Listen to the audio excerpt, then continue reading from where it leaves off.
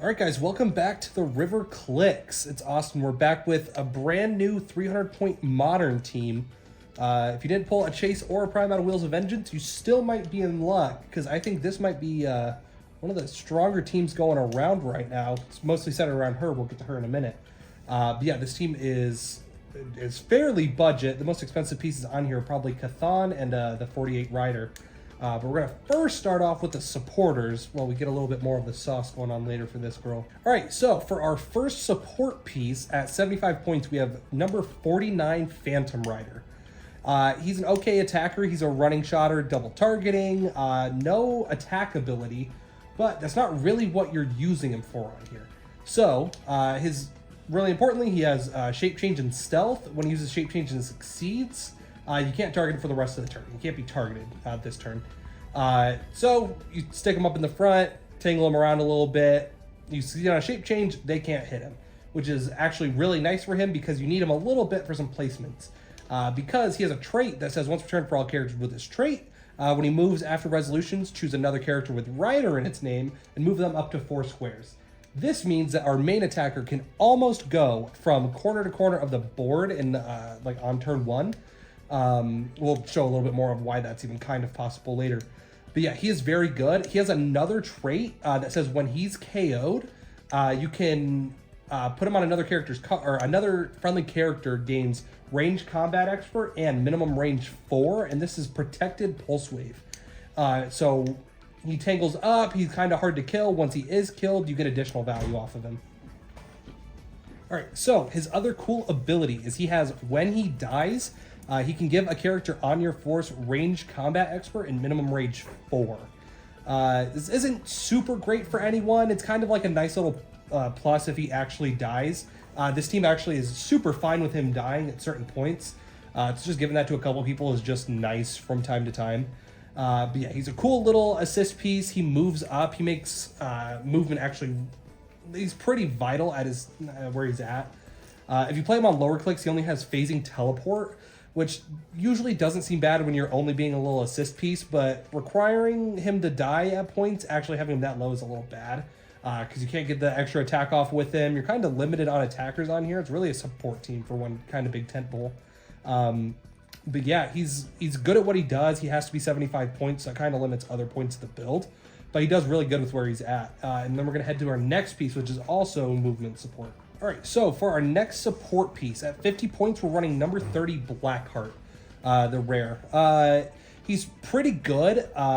He has one like just solid use, and it's usually just right in the beginning of the game. He has free choose up to 2 adjacent friendly characters with monster or mystical keyword. Just forgot to mention this is an entirely mystical team.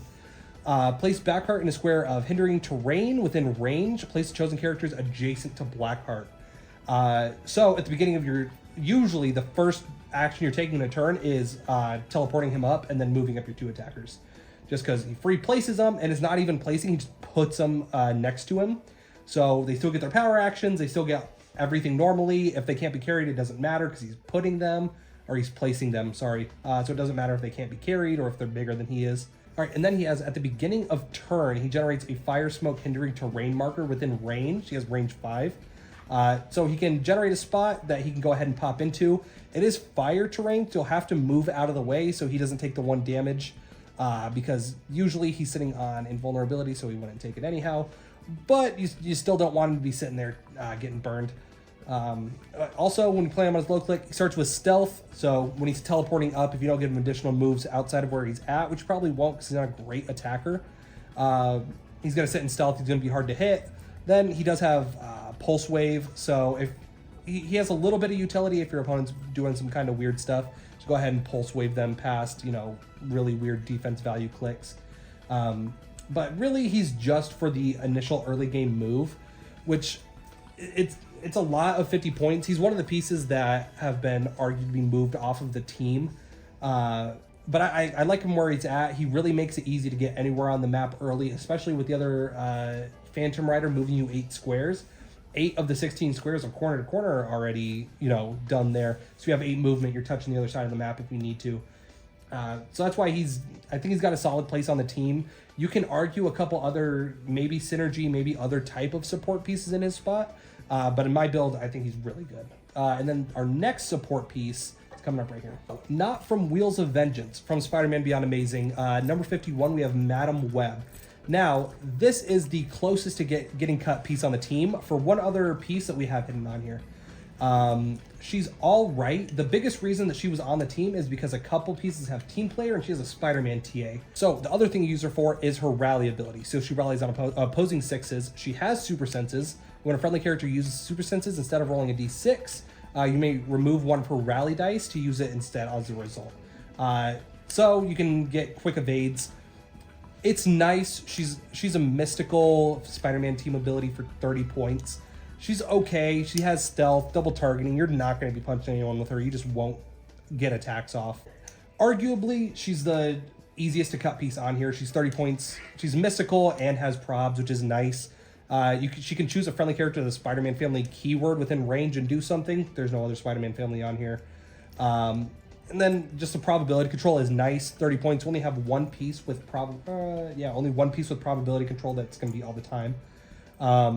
So that's her little bit of utility, but there's another piece on here I'm probably going to end up swapping her out for, and that's someone on one of the other riders.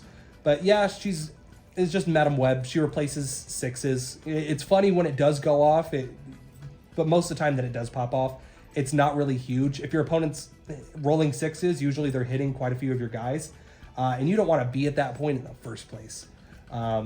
So she might end up being cut, but right now she's on the team unless we cut her out for this person. The piece that may be replacing Madam Web, still out of Wheels of Vengeance, it's going to be number 12, Frenchie.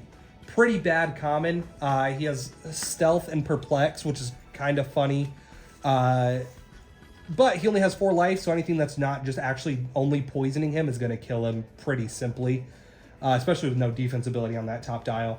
But you don't use him for him being on the field. You use him for his Ride Like the Wind ability. He has at the beginning of the game. You can choose another friendly character with a vehicle keyword that hasn't been chosen by another Frenchie. Turn him to any click, place him on the card. The character that you have chosen to put him on can use the abilities that he has on his dial on the click he's on. So the big thing about this is you can give sidestep and close combat expert to someone with vehicle.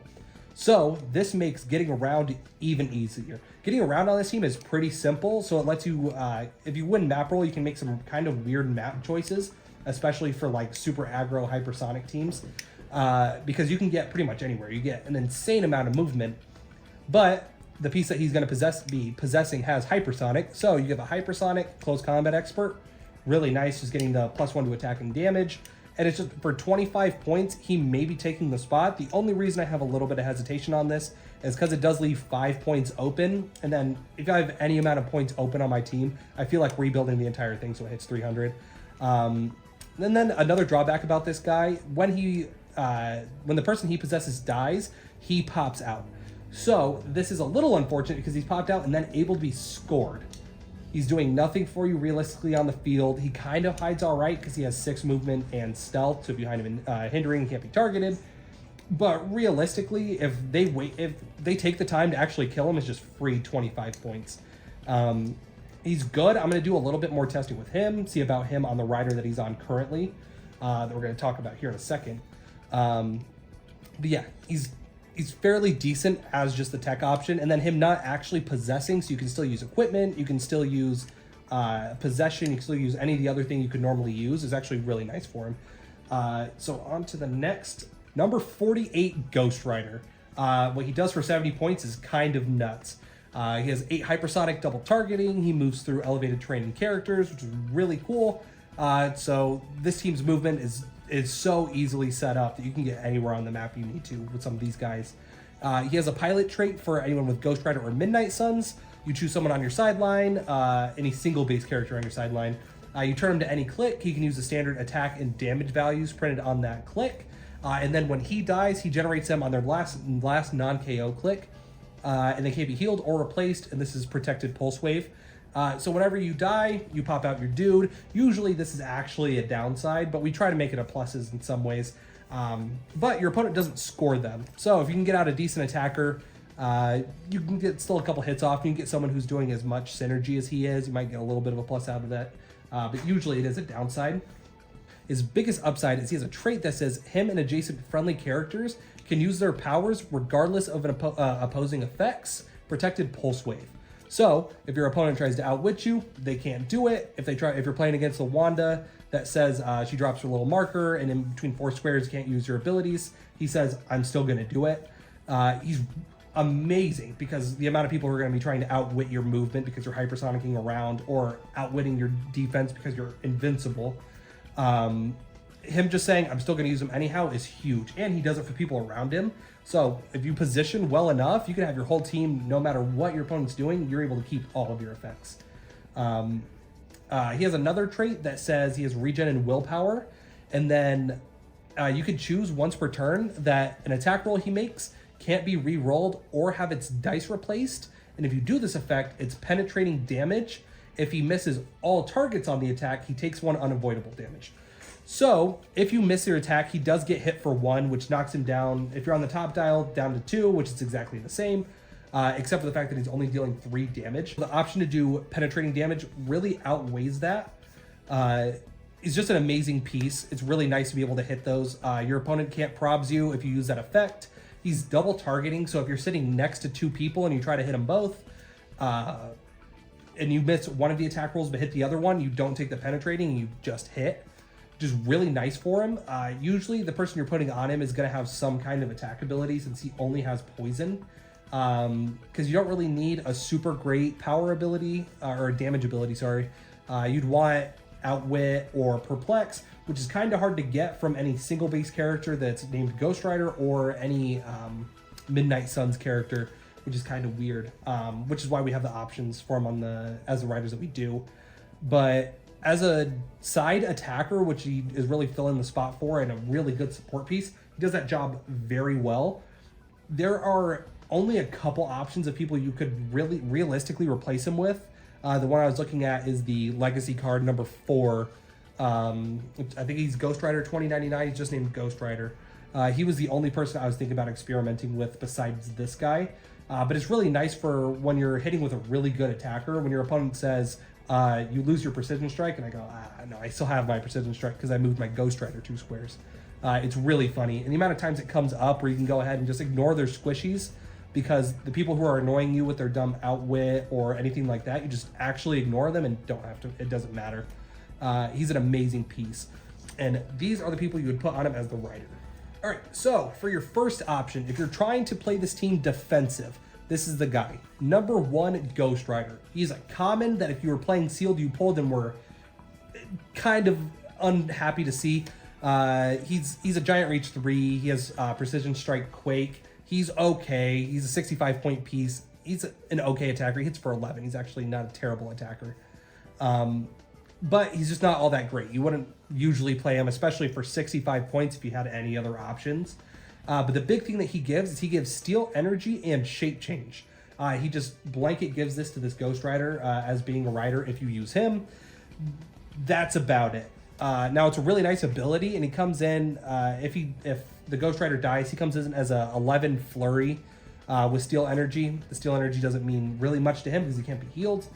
With Shape Change, little annoying to hit, might get 1 or 2 good hits off. But if he's coming out, you're really hoping to be using another character's ability, not his. But he is a Mystic, so if your opponent goes out of your way to hit him for whatever reason, they're not scoring him. He has 1 health and he might hit 1 attack or 2. If they go out of their way to do that, they score no points on it, and you ding them 1 for Mystics. So the other option, which is the more aggro option, as we switch it out here, that's how the magic goes on behind the scenes, is Elsa Bloodstone. Now, she actually has decent abilities. She is the aggro one. What she would be giving our Ghost Rider, she's number 17, Elsa Bloodstone, she would be giving Blades Claw's Fangs and Perplex.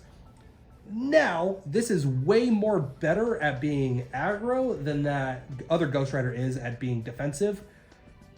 But sometimes you need the defense, but when you're being aggro, she does it pretty well. When she comes in on her last click, she's Flurry Blades with Perplex. So she's actually not bad once 48 eventually dies, because he will as soon as people start seeing what he's really doing for you. She'll pop out. She has Precision Strike. When she attacks opposing characters with the monster or mystical keyword, can't use Mastermind or Shape Change. you're going to be running into a lot of monsters. And if you're playing against some modern teams, especially some Wheels of Vengeance teams, you're going to be seeing some mystical guys. Unfortunately, that means usually she's going to be dying because you're going to be hitting into a mystic, and she doesn't have a reducer at all. She has regen, which again doesn't do anything for her because she is going to die. But I mean, she's good enough at coming out and attacking and giving the Blades Claw's Fangs after perplexing up your attack and using 48 Ghost Rider's ability that it can't be re-rolled or replaced. So you're hitting on 12 ups and you're about to hit Blades. It's pretty nice. She's doing pretty good. The minimum damage you'll do on at least click 1 is 3, which that's just getting really unlucky at that point. Yeah, she's good for the defensive option. Those are both of the options for him, that and this Ghost Rider. Playing with the Elsa, she's clearly the better one to have, but I like using the Ghost Rider. Getting my guy to survive a little bit longer, making him a little bit harder to kill for people who know the matchup if they've played against that rider and know he's pretty much kill on sight, or you're going to end up losing because you can't stop what your opponent's doing. Giving him the shape change is usually good enough. The Steel Energy is fun because then if he's getting a hit, you hit him back. You're usually guaranteed to hit. So it's really up to a matter of whatever you're feeling for the team loadout. If you're going to an event and you're playing against people who are running kind of squishy teams and you don't really need to be hitting for 6 damage on every attack you make or 5 damage, you can play the defensive route and just say, you can't hit me, you can't outwit me, and maybe you can't hit me. Or if you're playing against people who really like to play tanks, make it hard, and they're not playing stop clicks, they're just playing big dudes, you just play the Elsa Bloodstone and go, all right, damage hits, Blades for 6. It's usually a pretty nice feeling. Oh, and you can't shape change away if you're a monster or mystical. It's pretty nice. So that's it for 48 Rider. They're on him. They cost no points to put on as a Rider. They're totally free. Both of them costing 65 is just kind of a weird coincidence. They're just free to put on the sideline for him. And then generating out and not being scored is a really big plus for the Rider ability. But that's part of why these Riders are so good, because they don't have super stellar abilities, but when you get the abilities of literally any other click that falls into the 2 categories, Ghost Rider or something else, it's usually pretty nice.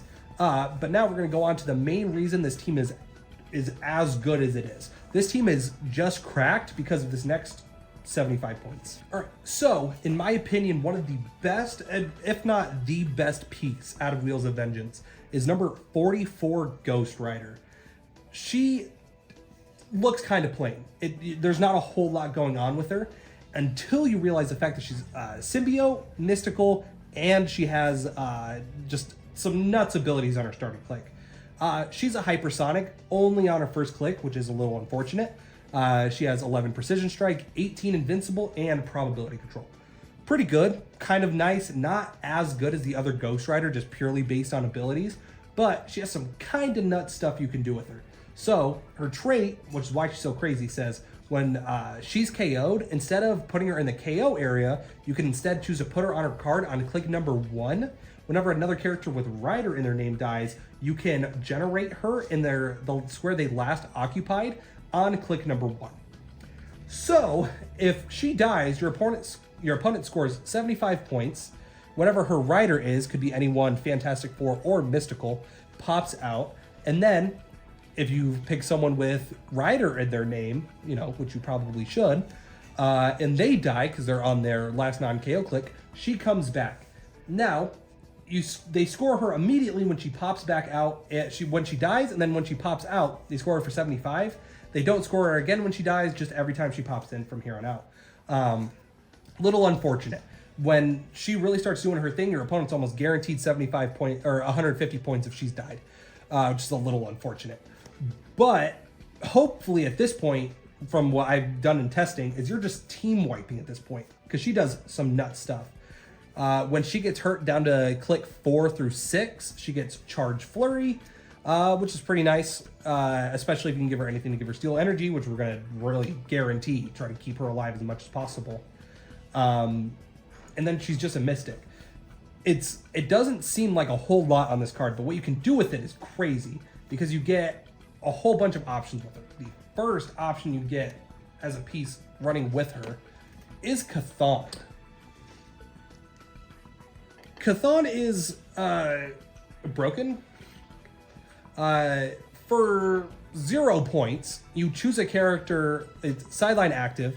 At the beginning of the game, you choose a friendly character with a mystical keyword, or Ghost Rider. This game, that character modifies their combat values +1. That's every value, including movement. When that character is given an action token, if they are not named Chthon, deal them 1 unavoidable damage. All combat values +1 for 0 points. Yes, you will be taking unavoidable damage. That happens whenever you make an action. But if you're a decent attacker, and if symbiotes were given a special type of item that equips for free and then gives you steal energy on attacks when you're guaranteed to attack because all your combat values are +1, it doesn't matter that you're getting hurt. You are getting hurt and then just using your other resources of stuff you're just passively doing, again, for free, just to kind of pub stop. Pick up this guy. I think he's about $25 last time I checked online. That is not expensive enough. He's unique, which is the only downside. If he wasn't unique, your sideline should be filled with every single one of them for a mystical dude. He is just cracked. Then, if the character that he's possessing, it's not true possession, but the character he's chosen for his ability dies, you can generate him on his first click. He can make his attacks, and then the turn after he's generated, you will automatically lose the game. Doesn't matter. The times where it actually just doesn't matter. If he's going to be popping out and you even kind of think you're going to be popping this Chthon out, you've lost the game. Like, you've already lost at that point. You're popping it out for fun, and it's cool. If it does pop off, you're probably the coolest guy around because you've actually gotten Chthon's ability to win the game. I mean, he's a triple targeting 12 precision strike for 5 damage. It's cool. If they have 1 or 2 guys left on the field and they're really squishy and they've been hurt, maybe you can pull off a win with this. Almost never going to happen, especially at the times where you'd be bringing it out. But the combat values +1 for 0 points doesn't count as an equipment or possession is just too good. And then with the Ghost Rider ability, when she dies and comes back, she doesn't lose Chthon. She never goes to the KO area, which is where he'd come off. She goes back to her card. So when she dies, she comes back with all her combat values still +1, still for no points, still bullshit. It's still not fair, really. I imagine he'll get some kind of errata where it counts as a possession or they can't use equipment. Just because if you're having mystical, he's actually just free to put on the team. If you have steal energy, he has realistically no downside with how much he's doing for you. Funny interaction is he does give Ghost Rider range 1, which is basically range 0, which is just kind of funny in my opinion. So, tracking the Ghost Rider, from your first turn of the game, having done nothing, she's a 9 hypersonic, 12 precision strike, 19 invincible, and 4 probs. This is not her rider. This is just someone who's around. He's just chose her for a sideline active ability, giving all the equipment or all of her stats +1. This is her rider right over here. Just track everyone that goes on this one Ghost Rider. Is Death Knight. He is a very funny rare and actually has kind of a decent build around if you end up doing it. He has the big thing he's giving here is he's giving Blade's Claw's Fangs and Exploit Weakness. So she's going to be dealing penetrating damage on Blades with her 12 attack right now. Kind of stupid. He has a fun ability where when he's on the field, when a character with friendly or opposing with a mystical keyword is KO'd, after resolutions generated Sarah Bystander. Free if Death Knight is the only character on your force, you generate a Sarah Bystander. Gives a dude, kind of cool. If your Ghost Rider has died, they've wiped the rest of your dudes and Death Rider pops out, you can generate the Sarah Bystander. She's pretty good. I believe she is, that's her right there. She has Blade's Claw's Fangs, Penetrating Psychic Blast, Support, and Perplex. Decent piece with Sidestep. His really funny ability, and the reason I chose him, because there are other pieces that can kind of give these abilities. The big reason you keep him is he has a fun attack ability where he has Blade's Fangs, Poison, and then Giant Reach X, where X is the click number that he's currently on. When Ghost Rider dies and he is generated here on click number 8, where he has that ability. So, for free, a piece that can't be scored and costs you nothing to put on the team, When your Ghost Rider dies, that's going to be keeping all of her stuff because she's not going to the KO area. She's going back to her card. He pops out as a Flurry, 12 attack, Giant Reach X, where X is 8, so Giant Reach 8 with 18 Invincible and 12 Close Combat Expert. He pops out as a 13 for 3 for no reason at all. This had to have been the point of they knew what they were doing with this guy. They made him Rider. I imagine this is the correct option. Like, this was their ideal option for this Ghost Rider, because this is the point where he won him. You never play this guy at 80 points because, a 10 charge with 11 blades is okay. Most of the times you'd want to play him at like 50 points, but if you start him at 50 points, he doesn't start with this really cool attack ability. That's only later on. So you're getting the best plus from him immediately, and if your opponent kills him, they score nothing, which is just insane to think about. Another thing is, his name is Death Rider. His name has Rider in it. When he dies, if your Ghost Rider has died to bring him out, your Ghost Rider comes back for free. Well, for 75 points, not for free. But for 75 points, who wouldn't bring back their main attacker if it's KO'd?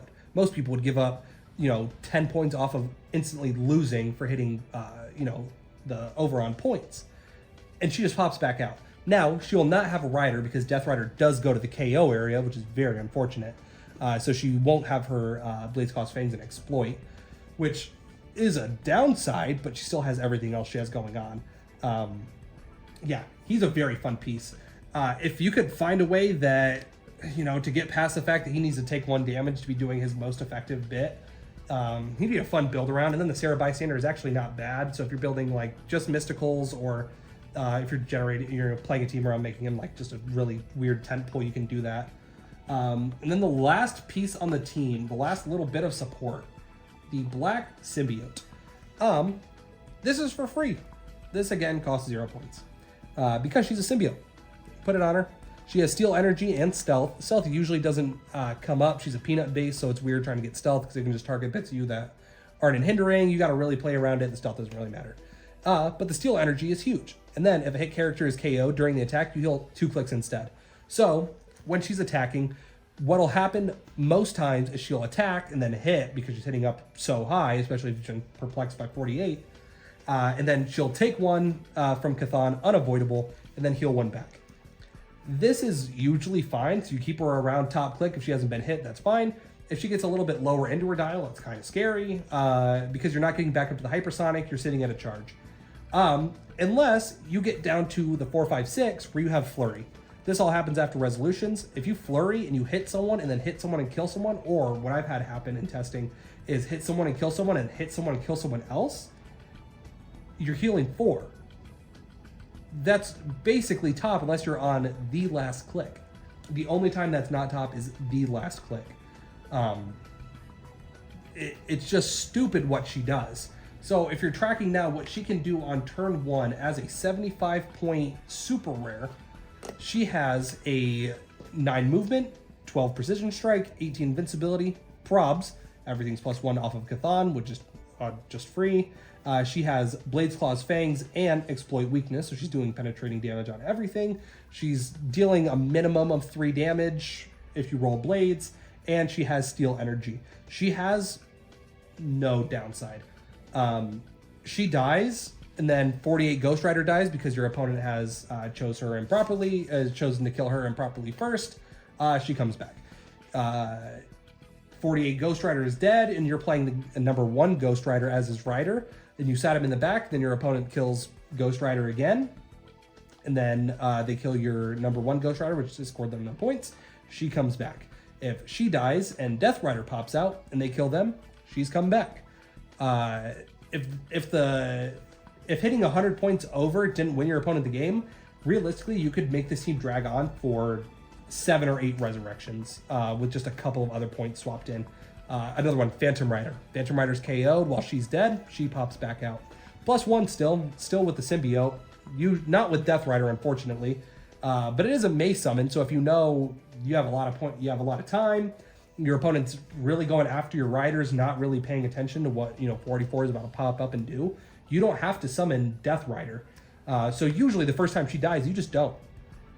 You just don't summon them. You let them try to kill 48. Usually you want them to kill Phantom Rider if that's the case. Because 48 is still really good. If she's the only one around, it's kind of hard to start getting tokens off of her. But you do what you can, you know. And then this is on top of the fact of if you're not playing Frenchie. If you're playing Frenchie, you actually have... you're actually a 13 attack for 5. Because you take Sidestep and Close Combat Expert and you're Hypersonicking. So you're actually 13 for 5 on attacks. You wouldn't even Blades at this point. If you had the option, you just wouldn't even Blades. You just Exploit, 5 damage. I just do that. You give up the Madam Web. You give up the fact that a couple of your team players are going to take Spider and Team Ability. Doesn't matter in a lot of circumstances. If she walks up and you're like, oh, I have a really decent guy. He doesn't have a stop click. He has a reducer, but he dies on 4. Kill him. Just dead. It's nuts what she does. I've tried a couple other builds. Like I've tried Cthon on the 48 rider. He just doesn't do as much. It's weird how incredibly efficient she is. She's an insane piece. Your opponent, it's bad for him to kill her. It's bad for him not to kill her. If they do kill her, that doesn't mean she's dead. If they kill her, the best thing for your opponent to do is just run away for the next however long time is and really not even touch anybody. Maybe kill Blackheart. Maybe try to take out, don't even take out Phantom Rider. If you're playing the Madam Web and you're not playing Frenchie, maybe kill Blackheart if you're really trying to, you know, skirt the points. But if they kill her and Blackheart, they're only up 125 points. She's killed something at this point. She just does. You have to pay a little bit more attention, but if your opponent has a squish it, they need to live, you squish it. And she just does that incredibly effectively. Especially with 48, you just position around the fact that you're gonna TK, or not even TK, you're just gonna place them 4 squares forward with Blackheart. Phantom Rider moves literally a square forward and a square back, and you move either of them 4 squares forward. And then if you're close enough that you can get an attack in while still getting 48 up there to give you abilities, you keep your abilities no matter what. And then if you can't, you just run up and say, you know, they can't outwit you the turn you're attacking from your starting base. So they just can't stop it. They might have something put up in the way where they shut off your abilities while attacking or something. That's why we're running 48. Hopefully your opponent tries to rush out a little bit, get some position, and you just force into where they're at. Just an insane piece. She's like 13 bucks. Pick her up. Try this out. This team would probably cost you somewhere in the neighborhood of 100, maybe 110 bucks. For a team this good is actually insane. The upgrades to it are kind of not really upgrades. The pieces you can try instead are kind of expensive. I'm going to try with the Legacy number 4 rider once he comes in. I don't really like how much I have to give up, but he could choose any, I believe he can choose any future as his rider, and there are some nuts future cards that could be used on it. But this team as it is, it does amazingly. Just with the Madam Web, and the Madam Web might end up leaving just because she might not be offering enough for Frenchie. The more I read Frenchie, the more he actually just does way too much for the team. The Elsa Bloodstone, or number 1, I believe that's Robbie Reyes's Ghost Rider as the rider for Johnny Blaze, number 48.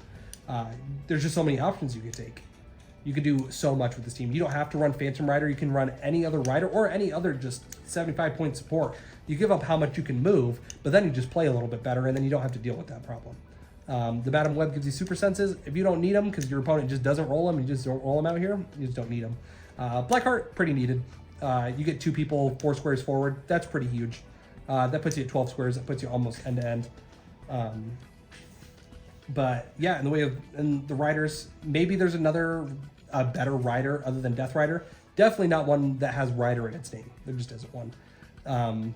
Yeah, that's the team. I'm going to be trying to play this team out. If I get any big upgrades to it, I might do another team video on it. Just because so far, she's my favorite character that's not like a chase. Especially, she's easily, in my opinion, one of the best super rares, especially for Modern. She's just good. I think she blows Capwolf out of the water. Now, that's an unpopular opinion. I think she's just better than that. Spirit Rider, she eclipses Wolverine, and she just don't even talk about it. She just does more. The only chase that might do more than this is the Sleipnir. But even then, that's a cool chase, cool build around. I still think she's a better attacker at that point. But yeah, let me know what you guys think about the team in the comments. If I'm missing something huge here, let me know. Go ahead and let me know. Or if you have any other suggestions for the team, if you have someone you think would be better as a rider, or any other support piece to replace like Phantom Rider, or if you think really Blackheart's just not needed, go ahead and let us know in the comments below. But yeah, guys, be on the lookout for the next video, and peace out.